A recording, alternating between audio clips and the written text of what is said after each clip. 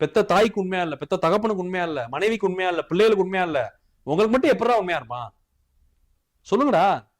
எப்படா உங்களுக்கு உண்மையா இருப்பான்? அஜித் எப்படி இருக்காரா? மனைவிக்கு உண்மையா இருக்காரு, பிள்ளைக்கு உண்மையா இருக்காரு, ரசிகனுக்கு உண்மையா இருக்காரு, சமூகத்துக்கு உண்மையா இருக்காரு. நயன்தாரா அப்படி இருக்காங்களா? 2 மகன் நீங்க பெற்றிருக்காங்க, டெஸ்ட் டியூப் பேபியோ இல்ல நேச்சுரலோ, டெஸ்ட் டியூப் பேபி தானே வச்சுக்குவோம். அந்த டெஸ்ட் டியூப் பேபி கூட உண்மையா இருக்காங்க நயன்தாரா. விக்னேஷ்வனுக்கு உண்மையா இருக்கிறாங்க, ரசிகனுக்கு உண்மையா இருக்கிறாங்க. த்ரிஷா வந்து அவங்க நடிக்கிறாங்க, சம்பாதிக்கிறாங்க, ஜாலியா ஊர் சுத்துறாங்க, எல்லாம் பண்றாங்க. ரசிகனை மிஸ்யூஸ் பண்ணல. வேற யாரை மிஸ்யூஸ் பண்ணாங்க எனக்கு தெரியாது. ரசிகனை மிஸ்யூஸ் பண்ணல. சொல்ல புரியுதா உங்களுக்கு? அவங்க அவங்க வந்து ரசிகனை மிஸ்யூஸ் பண்ணல மேடம். அவங்க பிரைவேட் லைஃப்ல எப்படியோ வந்துட்டு போட்டோம், அதை பத்தி உங்களுக்கு என்ன கவலை? ரசிகனை மிஸ்யூஸ் பண்ணல, பப்ளிக்கை மிஸ்யூஸ் பண்ணல. த்ரிஷா கூட பரவாயில்லடா.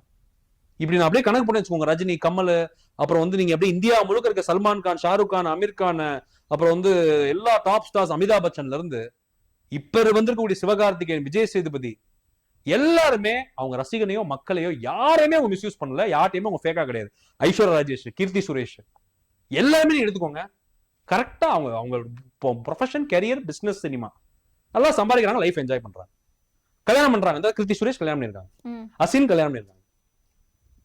நீங்க எல்லாருமே நீங்க பாருங்க, இவங்க எல்லாருமே. சிவகார்த்திகேயன் மேரேஜ் பண்ணிருக்காரு, சில பேர் மேரேஜ் பண்ணாம இருக்கிறாங்க, அது அவங்க தனிப்பட்டது, நம்ம தள்ள முடியாது. இப்ப சாய் தன்சிகா, விஷால் மேரேஜ் பண்றாங்க. எல்லாருமே அவங்களோட பார்ட்னருக்கு உண்மையா இருக்காங்க. இதுதான் நமக்கு ஒரு பாடம்.